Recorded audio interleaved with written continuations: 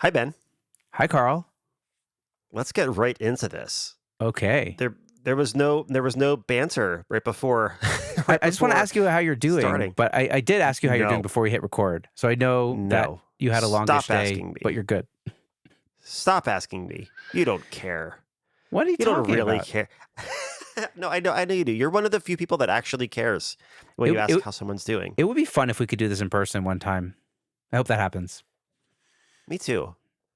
Although I do That'd be, believe in a previous episode you were very thankful that we have an ocean between us for some reason. Some sort I of think like it's because you were staring at me in like a very bizarre way. You were doing that like that something over the internet that was silly and kooky, but made me feel uncomfortable. me doing something silly and kooky on the internet that makes makes people feel uncomfortable? Never. That's definitely not my modus operandi. Amazing. Well, now that we've given the people some banter, let's Oh dig into crap. it.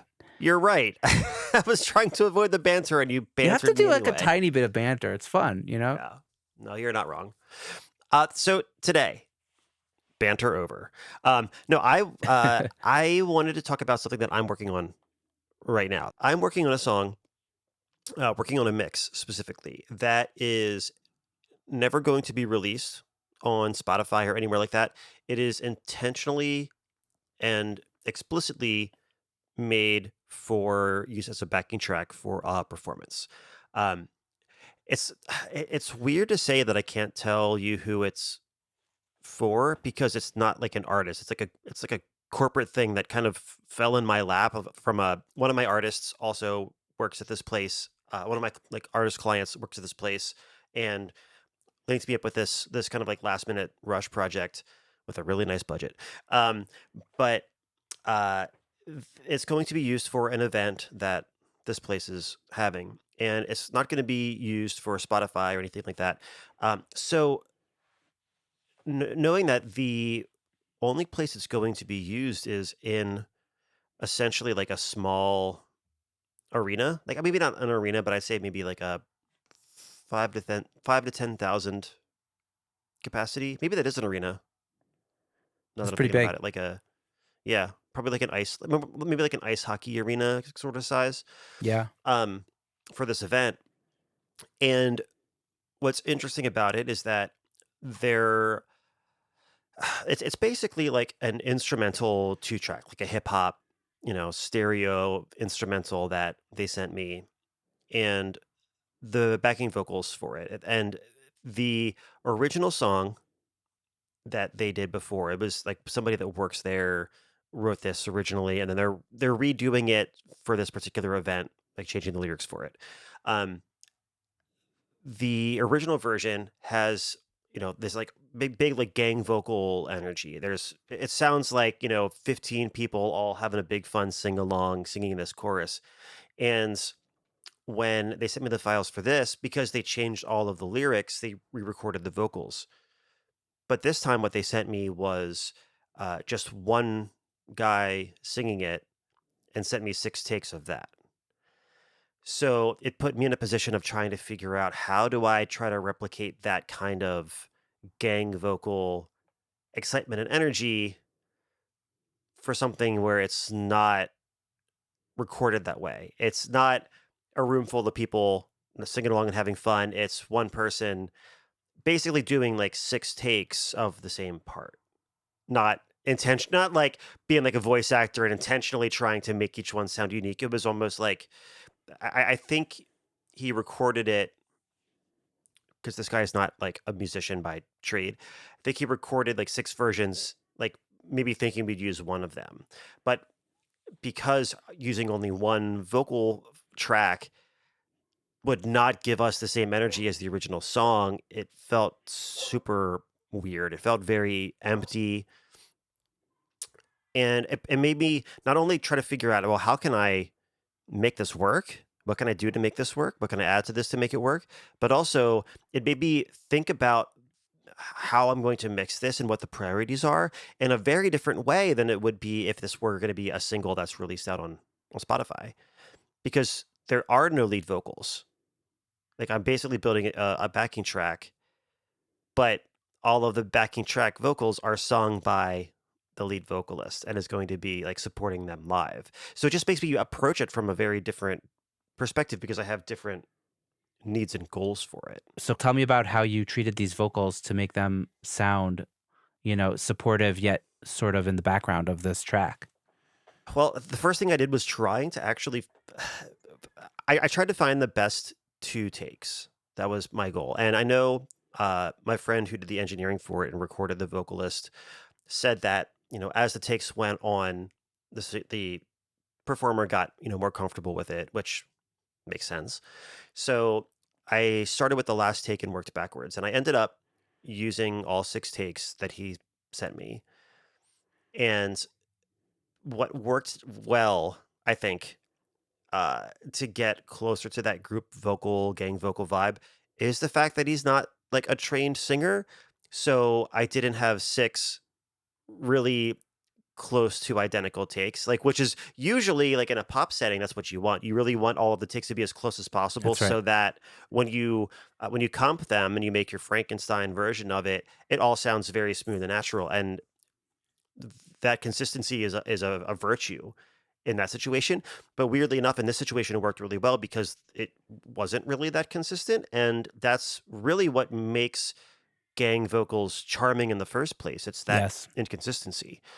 So what I would have done if this was something where there was going to be only one vocal and this was going to live on Spotify in perpetuity and this person really wanted to not feel embarrassed about their voice in that kind of a situation, I probably would have been much more aggressive with Melodyne and Autotune and all those things and really try to like, we've all been there. We've all had to, Oh, yeah. turn it into like a pop vocal. Um, and it's not that I'm not saying that it was bad. I'm just saying like there wasn't the confidence. There wasn't enough confidence in a single layer to get away with it. Yeah. Maybe that's a good way of putting it. So, uh, back to the whole idea of Like if it was a real release, you would have had the singer come back in to re-record the vocals to get something that they would be yes, happy with for like a single.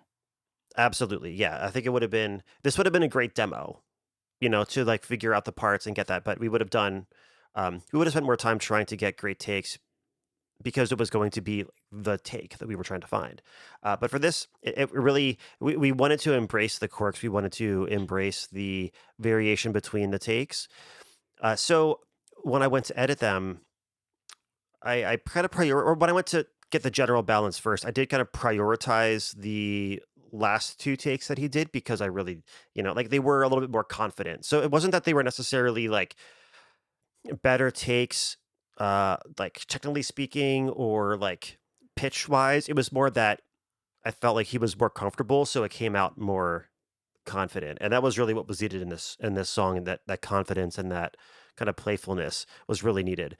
So I kind of prioritized those in the balance. But then when I went to do the editing and tightening them up, I didn't want to go too far. I didn't want to tune them too tight and rhythmically correct them too much to the point that it sounds like a vocoder, right? Because that's not the vibe. That's like the opposite of what we're trying to go for. If anything, we're trying to maybe have it be a bit of controlled chaos, right? We don't want it to be just so loose that it sounds unintentional, but we also don't want it to be so tight that it sounds robotic and takes away from that gang vocal character.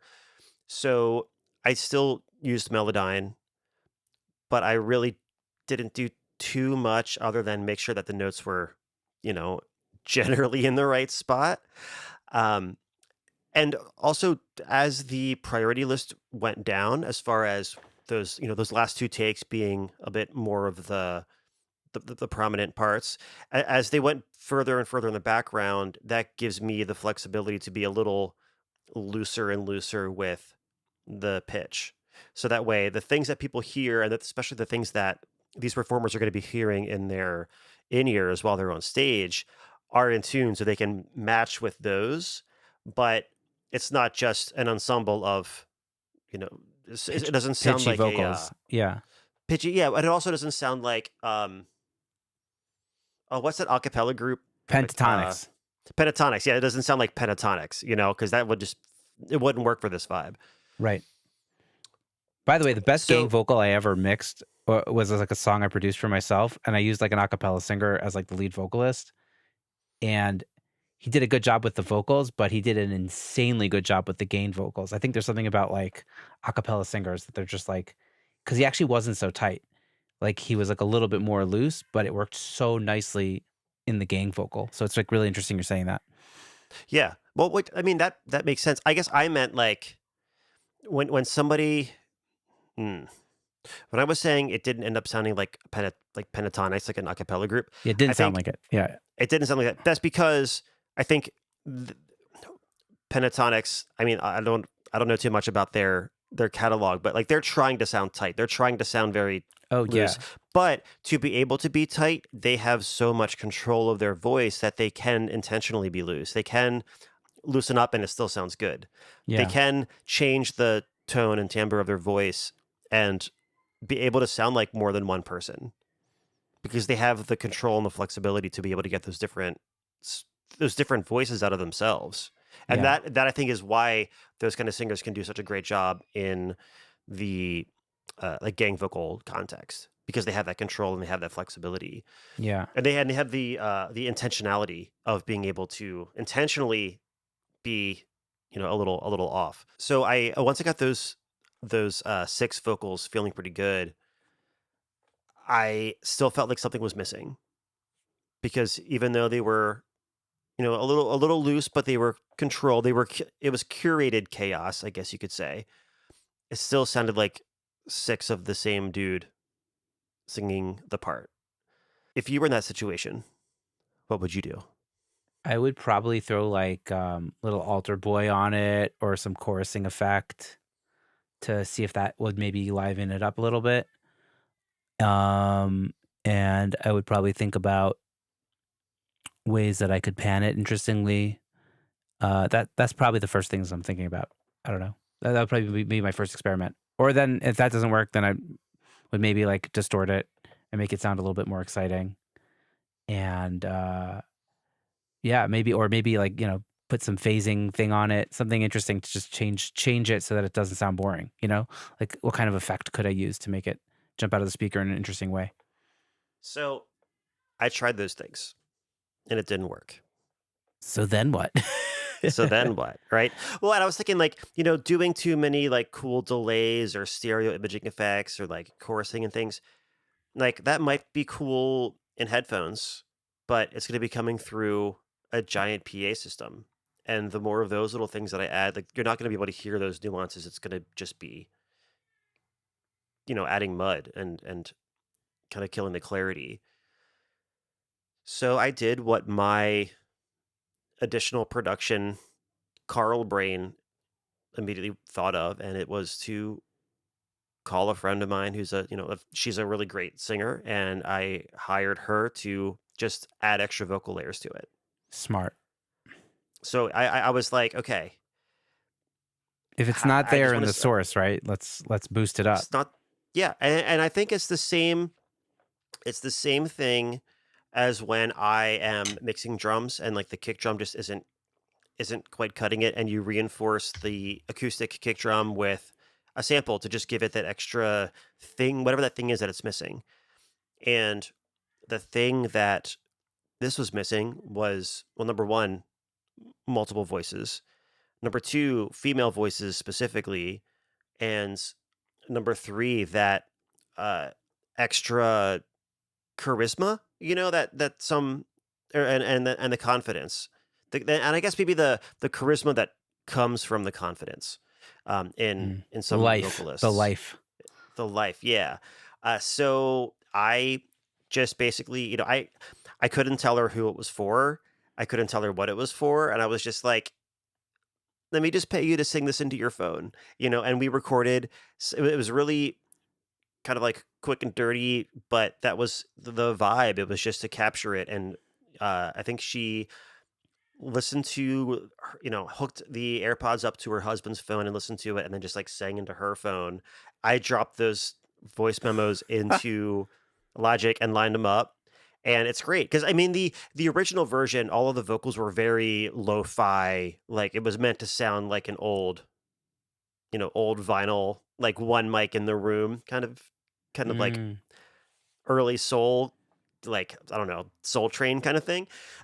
So I was like, I don't need this to be super hi-fi. And if anything, if it's too hi-fi, it'll be too noticeable and it'll be too distinguishable.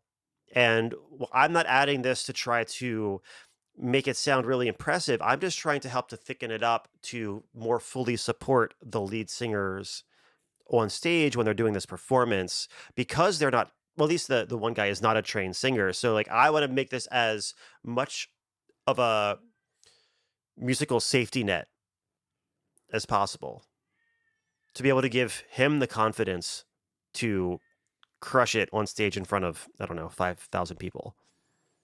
right.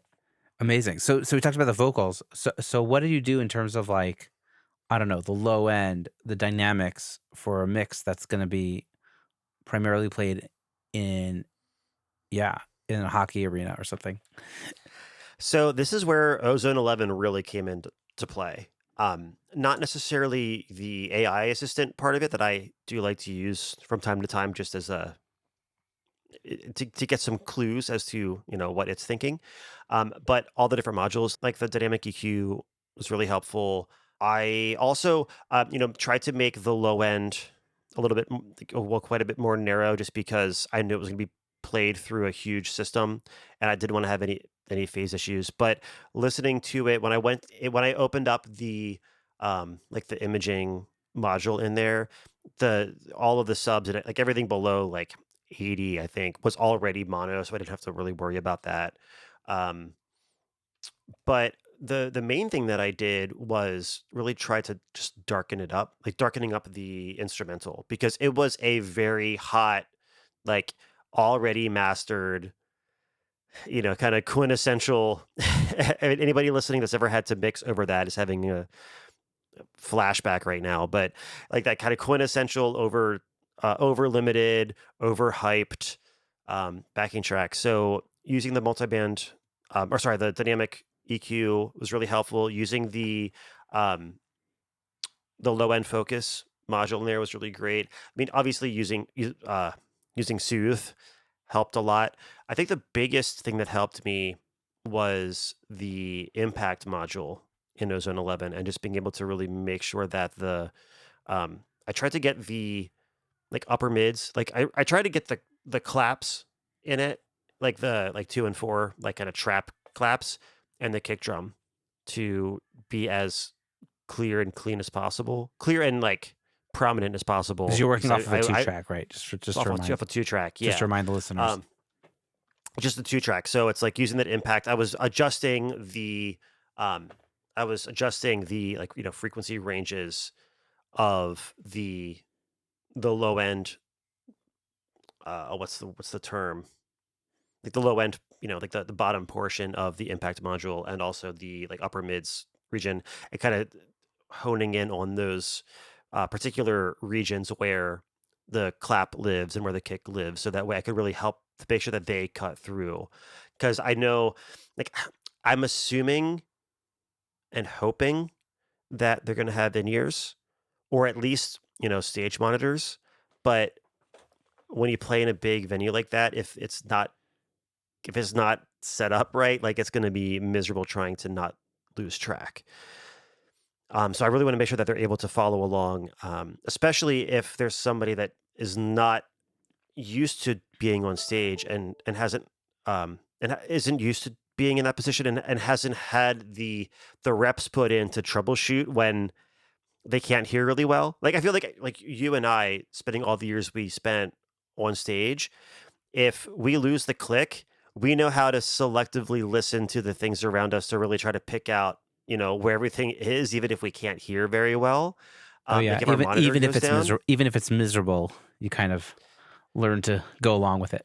yeah, like even if the monitor cuts out and we can't really hear much, all we hear is like the back of the mains, and it's just this low end, like low mid Woof. Yeah. sound. But we even can tell, like we can see from watching the back of the guitarist, we can still see like by what their arms are doing. We can sense what the rhythm is. We can see those cues that they give, even if they're not trying to, because of the body language of being on stage. But we have years and years of that experience, and these people don't. So I just want to make sure that I make it as foolproof as possible, and make sure that I'm not just adding cool sonic effects just to make it sound cool and impressive. It's like, no, I want to get the important things as easy for them to hear as possible, and the unimportant things out of the way, so that way the message that they're trying to convey in these songs gets across as effectively as possible.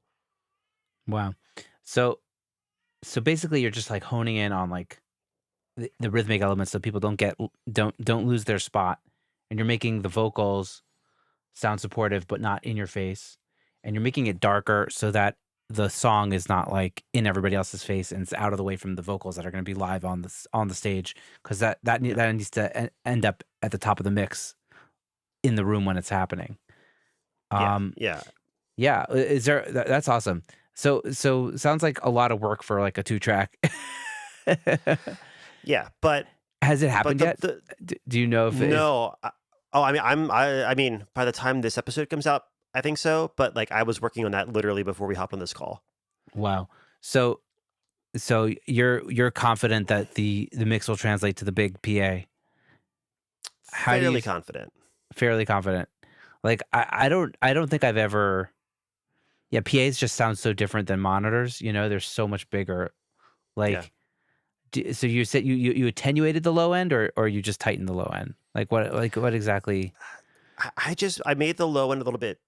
I think I brought the low end down a bit overall in volume, because it was a little bit kind of overhyped, but then bringing up the transients of the kick. So So it basically like making it more dynamic. yeah, yeah. So basically bringing everything other than the transients of the kick drum in the bottom end like down a little bit, because they were just too hot. But I Yeah. know the production company that is going to be running sound for it, and doing that, like, it's they know what they're doing, so I feel like they'll be able to get it right and make it sound great in Yeah, that room. they'll But be I able just to wanted to make EQ it it afterwards just to make sure that it's yeah, everything's yeah. perfect. And I was they'll really EQ their PA to the room as well, and all that stuff is yeah, I think really what it was is that I know that I have more flexibility in the studio to be able to try to fix some of the problems that are inherently baked into that stereo 2 track. So I know that they can shape it to make it work really great for the room. I just want to try to figure out, well, how many of these weird little sonic quirks that are not really helping, how many of these can I try to help to fix and tame, so that by the time it gets to, the front of house engineers, they don't have as many problems to solve, and all they have to do is just make it sound good in the room. yeah. So you're basically fixing problems and just trying to make everybody's life a little bit easier. I guess that's at the end of the day like the job of the sound engineer, right? We Yeah. fix your problems. We're the plumbers of sound.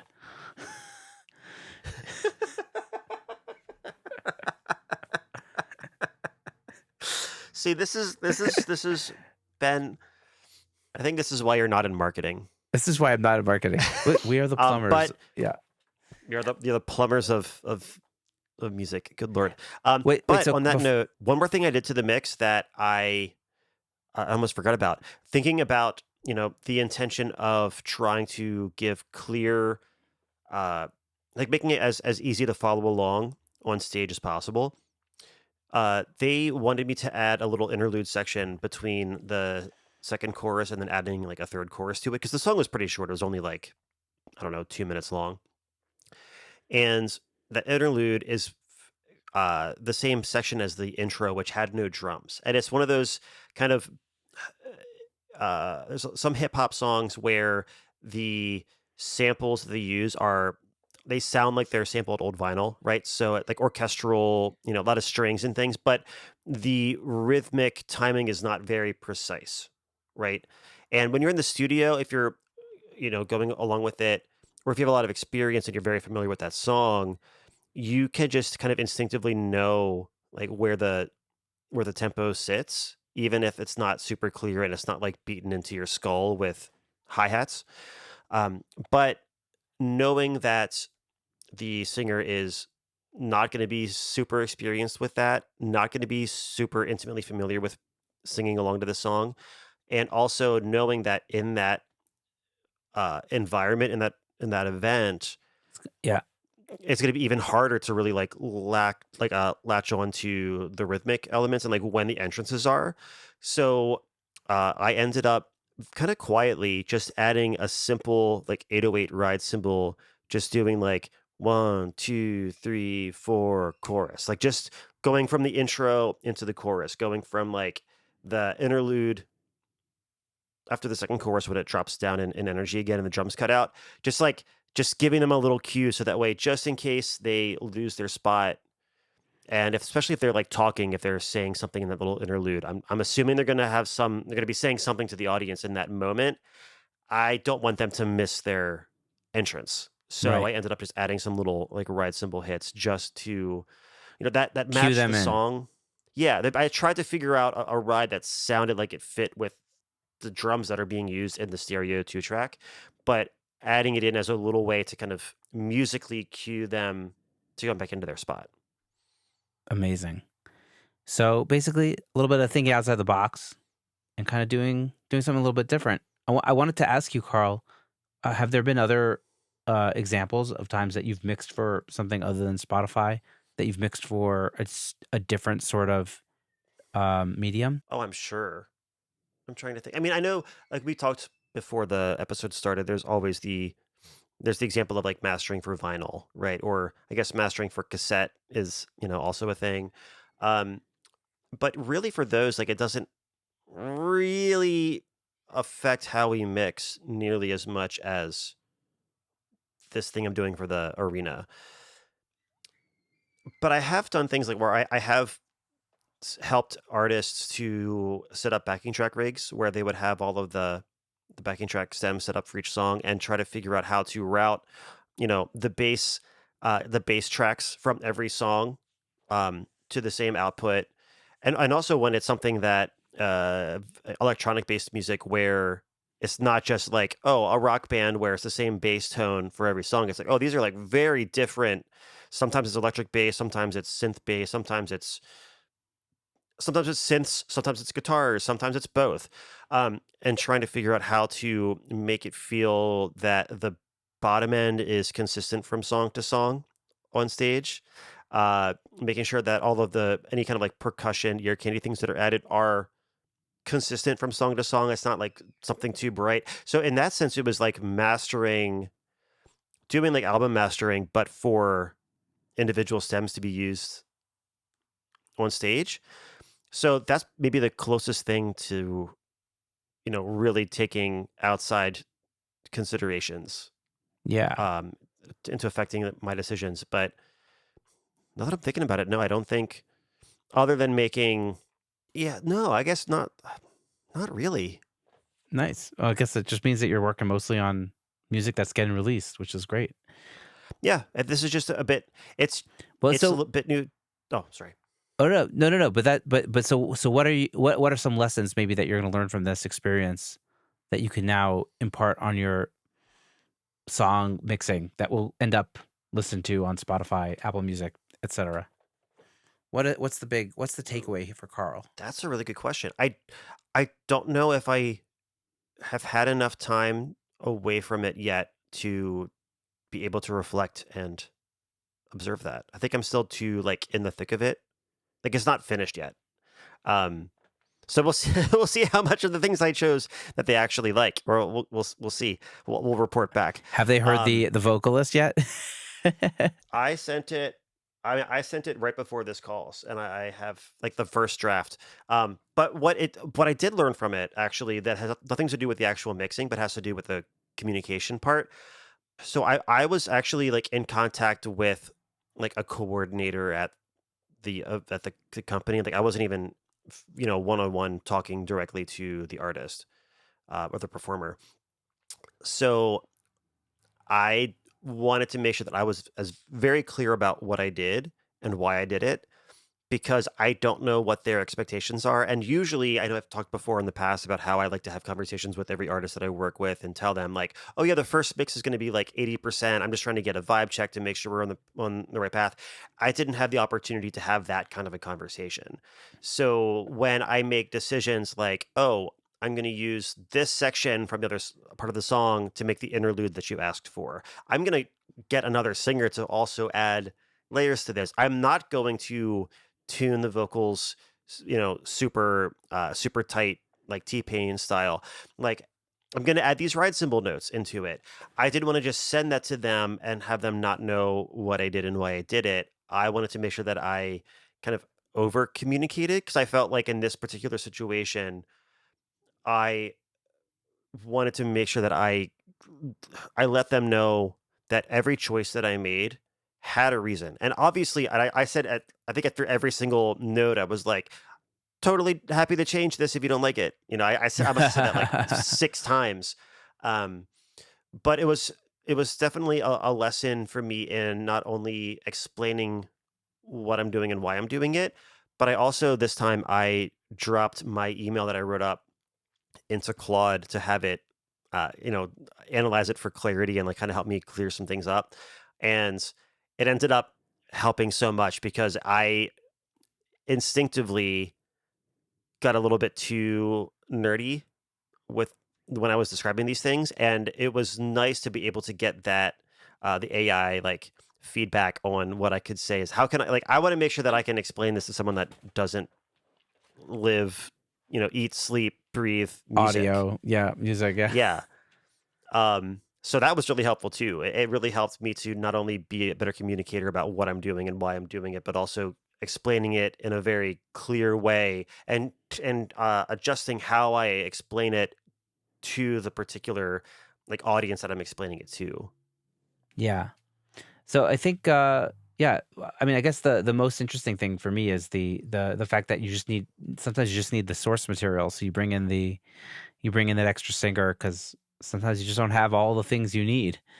Um, and also, I think what's interesting for me is also like the difference between like the studio and the stage is like the dynamics because Yeah. in the studio everything gets squashed and we kind of bring out the life in different ways with like whether it's the ambience or whether it's just like saturation or contrast and variations from section to section, whereas on stage like dynamics are such a big part of Yeah. how you get that feeling, and maybe it's just the size of the speakers or it's the energy in the room or whatever. And so Yeah. yeah, I think that's really Because interesting yeah, to because get. the saturation, the modulation, all those little details, like I don't want to say they don't matter, but like really they don't matter Yeah, on a big stage like that. All you can it's funny, like the only thing that you can really control that has a big impact is the dynamics. And the thing is, like the dynamics are going to be felt the the the the the drama in the dynamics is going to be felt tenfold in a big room like that. So it's something where dynamics are obviously important in the studio, but usually you end up kind of, especially for pop music and hip hop music, like it usually ends up being slammed. pretty squashed or pretty slammed in the end. Yeah, So in this, it was in a weird way, it was like, how do I exaggerate the dynamic contrast rather than trying to kind of close the gap? And also then like how can I use that to my advantage to create a really memorable, not just sonic experience, but a physical experience to the people in the room, and really making sure that the low end is doing the right thing so that way like I want them to feel it, figuratively and literally. oh yeah, the low end is the only is where you feel it, if you will. Says the bass player. Yeah, that's my thing. So people, you heard it here from Carl, mixing for different environments. And we're curious if you maybe have done mixing for different environments other than, the usual digital release stuff that we're usually mixing for. Have you ever done anything out of the box? And what decisions did you make to make it more interesting? We want to hear from you. So listeners, just holler at your boys, as I awkwardly said once. and just DM us on Instagram with your stories. I, th- I, I think you mean twice, including now. Twice, including now. So, Uh, yeah, thanks for th- letting me talk about my nerdy experience today. I think it was just, I don't know. It's something that I don't usually get too nerdy in my conversations, but this was something that was just very top of mind and out of the made my box. brain. Yeah, it had me approach very common problems from like a very different angle because the common problems were in the way of a very different goal that I'm used to. Yeah. I think goals are also something that just should inform all of these sorts of decisions.